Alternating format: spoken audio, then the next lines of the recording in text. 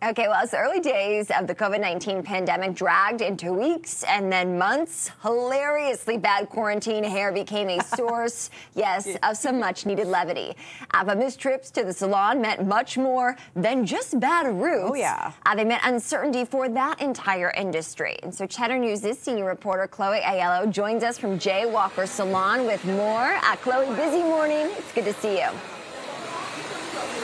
Hey, Kristen, good to hear from you. So I'm here with Jessica Walker, who is the owner of J. Walker Salon Group. Jessica, thank you so much for having us here today on this busy Wednesday morning in your salon. So now you have 4 brick and mortar locations in the New Jersey area that, of course, were forced to close down for about 3 months in 2020.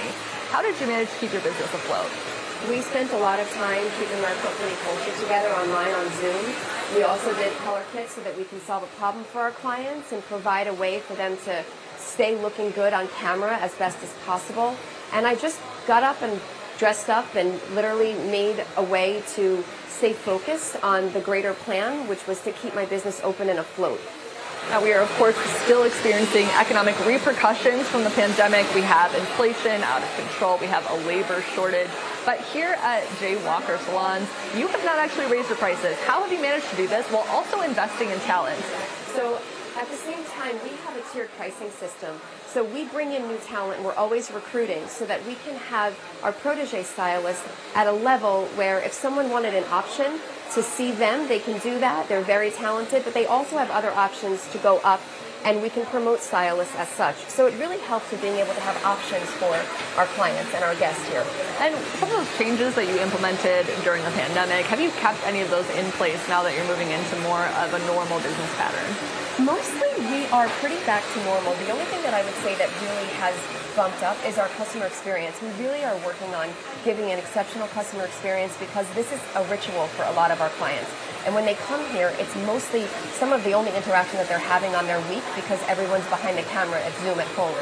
Now let's talk about staffing and employment, obviously a big topic on everyone's mind with this labor shortage. The BLS actually anticipates that labor employment in the beauty and personal care industry is going to grow 33% by 2030. A lot of that is pandemic recovery, but it actually does outpace the general economy by about 8 times. Why do you think it's happening? Why do you expect to see this kind of growth in your industry? I really believe that over the pandemic, we found our value, and what the people that were coming in, they missed having this experience with us. They really loved how they felt afterwards, and I think not having that time to go in and be taken care of by their hairstylist, I think everyone really values that looking good and feeling good, especially being behind the camera with Zoom right now. It's part of one of the main things that we have to do is look good, and we're not used to looking at ourselves in the mirror all the time. So now that you're behind that camera, you can literally see yourself, and people want to get in front of it. And I think the industry is going to grow because there's such value in making people feel good, and taking care of others really makes us feel good on the inside. Yeah, and definitely some growth in terms of new clients too. Maybe the gentlemen who weren't always used to getting styled during the pandemic have come on as well. Absolutely. Now, I did want to ask you too, so you built this business starting when you were 19 years old. Obviously, you expanded it to 4 brick and mortar locations. What is the single most important business lesson that you have learned in that time? First of all, it's get up, get dressed, and show up. Be a really good listener. And, of all of it, being able to align yourself with mentors and trusted advisors that can help guide along the process, I wouldn't be able to do it without that.